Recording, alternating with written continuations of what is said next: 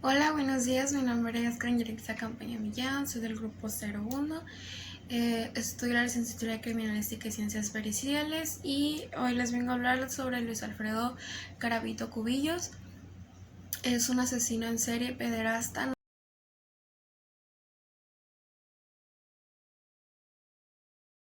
Nació en Colombia, Génova, pero por motivos de salud y debido a los carteles de narcotráfico que se encontraban en esa ciudad, se tuvo que cambiar a Ceilán, Valle de Cauca, donde sufrió violencia familiar por parte de su padre, ya que era un alcohólico que además de golpear a él y a sus hermanos, también golpeaba a su mujer. Él sufría bullying por parte de sus compañeros de la escuela, de su aspecto físico y por su apellido, ya que lo relacionaban con Garabato.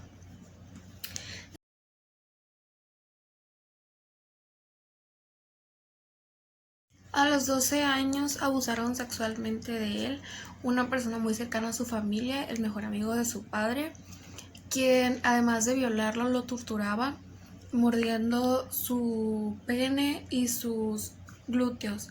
También lo torturaba quemándolo con la cera de una vela y esto ocurrió alrededor de 2 años. Después se cambiaron a un pueblo donde ahí conoció a su segundo agresor. Él era el cura del pueblo y que igual continuó abusando de él. En una de sus entrevistas, Garavito narra que él se asoció con los carteles del narcotráfico, haciendo que mataran a este cura por el resentimiento que él tenía por lo que le había hecho. A partir de sus abusos, Garavito empieza a sentir una extraña confusión con sus gustos. Él dice que sí sentía atracción por las mujeres, pero que sintió una atracción aún más por hombres, en especial por niños pequeños, de 6 a 17 años de edad. A los 15 años, Garavito intentó abusar de un menor de edad, pero fue descubierto por una de las autoridades que se encontraba en el lugar. Fue llevado a prisión, pero por falta de pruebas fue puesto en libertad. Ahí fue cuando se separa de su familia, ya que su papá sentía vergüenza y pena por lo que se le había acusado a su hijo y lo echa de la casa. A los 18 años ya era una persona alcohólica. Se le conocía como una persona abusiva, explosiva, compulsiva, que le costaba mucho relacionarse con otras personas en el ámbito laboral. Siempre salía peleando con sus compañeros, cambiaba de diferentes trabajos porque le costaba mucho integrarse con otras personas. Aproximadamente en 1980 es cuando empezó a violar niños. Su técnica consistía en violarlos y torturarlos así como a él lo hacían, quemándolos, apretando sus genitales, sus glúteos. Y él dice que él sentía un cierto placer con el sufrimiento que ellos sentían. A los 27 años de edad decidió internarse en una clínica de rehabilitación donde él creía que estando ahí se iba a poder librar de todo lo que sus pensamientos lo hacían hacer. Pero él nunca aceptó que tenía un problema. Siempre se decía a sí mismo que sus problemas eran a causa del alcohol y la depresión que él tenía desde hace varios años. En 1992, en una ocasión, encontró a un niño en un parque y decidió engañarlo y llevarlo a un lugar solo para después violarlo y torturarlo. Estando ahí, le vinieron flachazos de su infancia. Esto lo provocó mucha ira y lo llevó a matar al pequeño, convirtiéndose en su primer asesinato. Sus víctimas se basaban en la edad de 6 a 17 años de edad, todos hombres, y su técnica de búsqueda consistía en ir en lugares no muy recurrentes, pero donde hubiera niños, y les ofrecía dinero, los engañaba y se los llevaba. Esto eran terminales de camiones, mercados, todo sitio donde hubiera un niño que necesitara dinero. Esta era como su forma de engañarlos, atraerlos y llevarlos a un lugar solo. Después su técnica iba como avanzando. Primero los llevaba a un lugar solo, los amenazaba con un cuchillo o machete, los ponía a dar vueltas y vueltas y vueltas y vueltas y vueltas hasta cansarlo, y si ellos se querían detener, él le decía: no te puedes detener porque te voy a matar. Al comienzo de sus asesinatos, su técnica era matarlos durante la violación con un golpe en el corazón.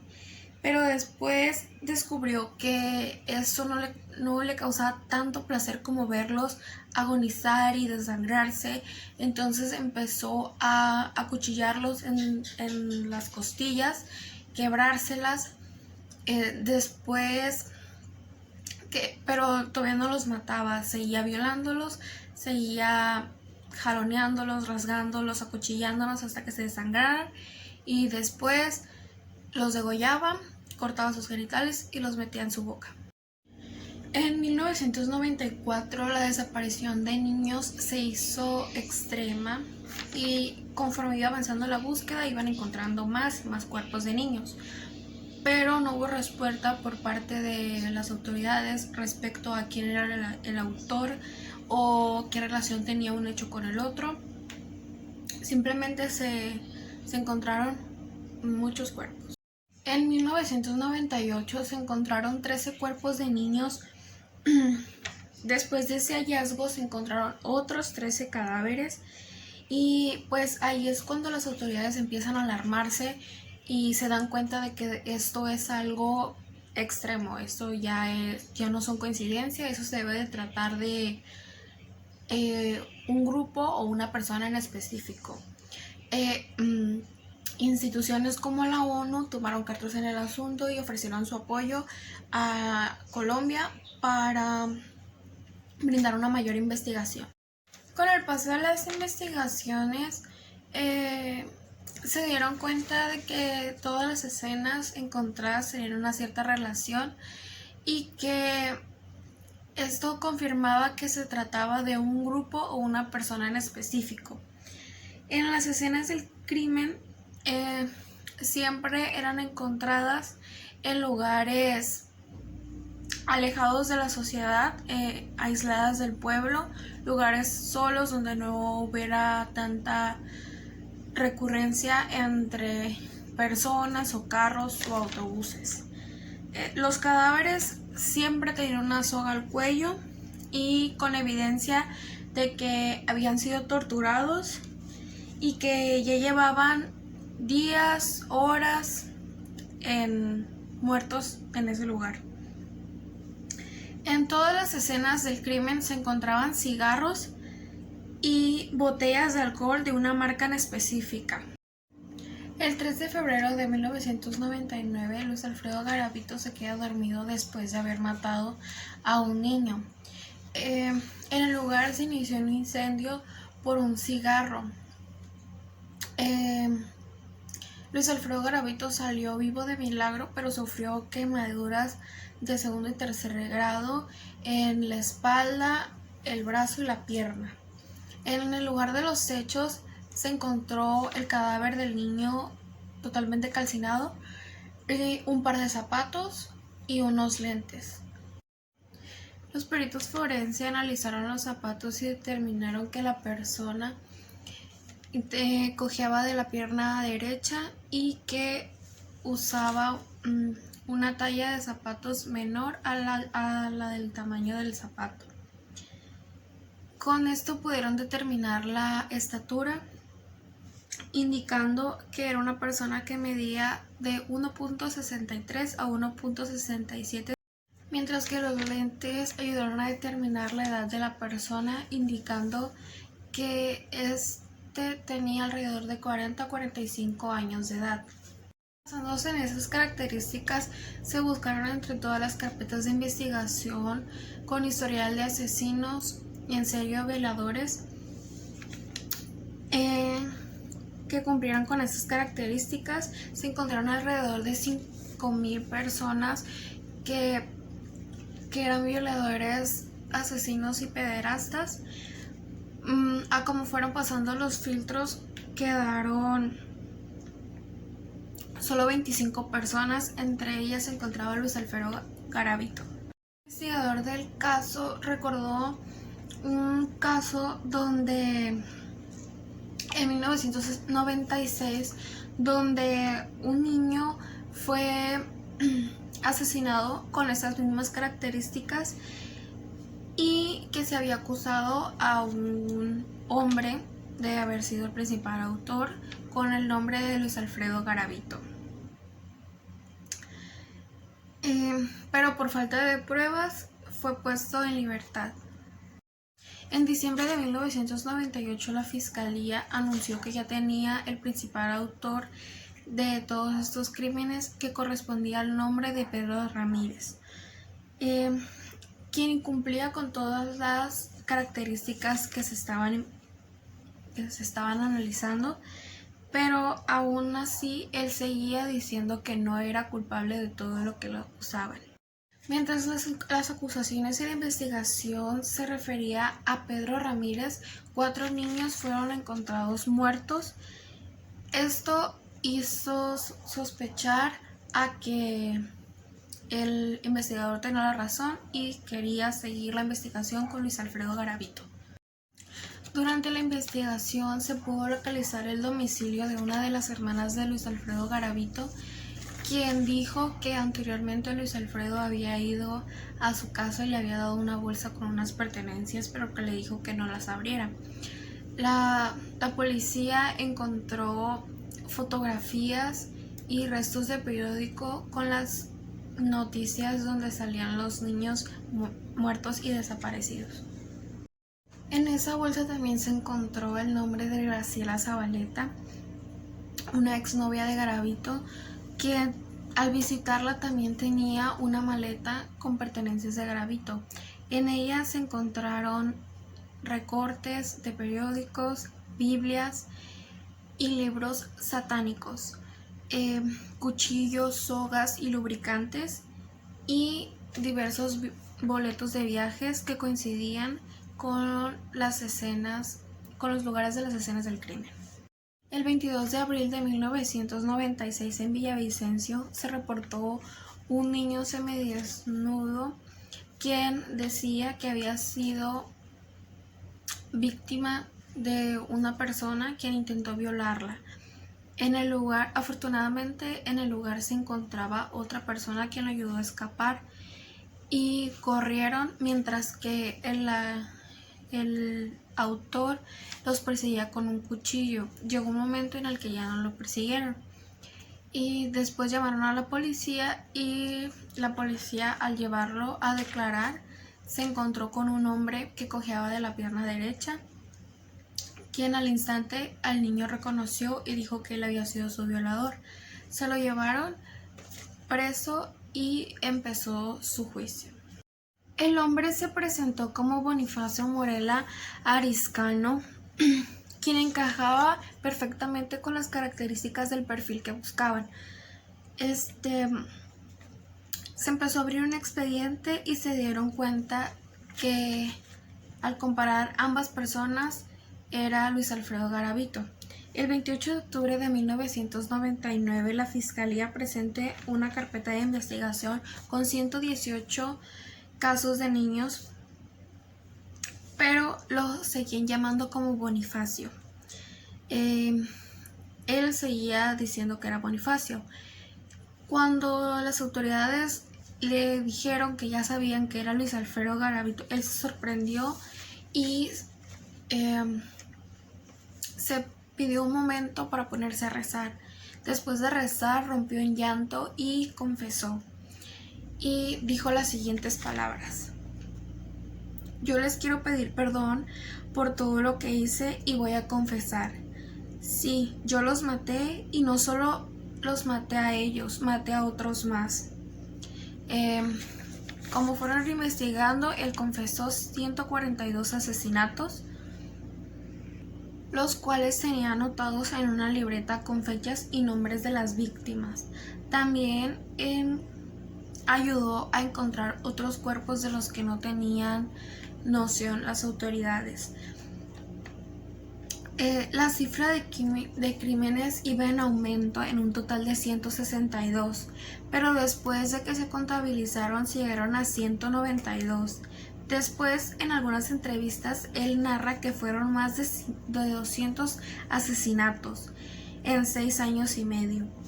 Asesinó en Colombia, Venezuela y Ecuador. Muchos criminólogos que lo han analizado están sorprendidos con su astucia y su capacidad para transformarse en muchas personas y así inducir a los niños a que hagan lo que él quiera. Le encontraron ciertos trofeos que guardaba el agresor, como pertenencias de los niños, ya sea ropa interior, alguna boleta o algo que llevaran con ellos cuando los atacó.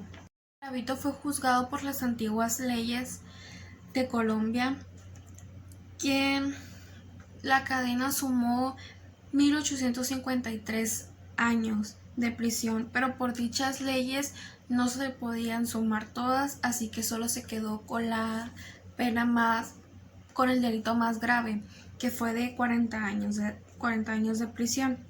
Pero como cooperó con la justicia y pidió un juicio anticipado, se le consiguió una rebaja de sentencia de hasta la mitad de su pena total. También a esto se le sumó que tenía buena conducta, hacía trabajo comunitario y le dijeron que podría salir en el 2023. Actualmente se encuentra en el penal de máxima seguridad de Valledupar. Por sus crímenes se encuentra aislado de los otros reos, ya que por haber sido violador y asesino de niños lo matarían en cuestión de minutos. En una de sus entrevistas, él dice que le gustaría ser congresista y luchar por los derechos de los niños. En sus entrevistas siempre aislaba la palabra matar o violar. Él decía que él había infringido las normas de la ley, y él asegura que nunca violó a ningún niño, ya que él tenía un problema de erección y que esto no se le podía comprobar porque los niños estaban calcinados y que no se podía comprobar que había una muestra de semen de que él los había violado. Él mismo cuenta que sus planes eran matar a muchísimos niños, que su plan era matar en grandes masas y que si no hubiera sido detenido, esto se hubiera llevado a cabo. También en su última entrevista, el 2016, él cuenta que no solo mató a niños, sino que también mató a personas adultas. Este dato solo se confesó ese día de la entrevista, muchos años después de su sentencia.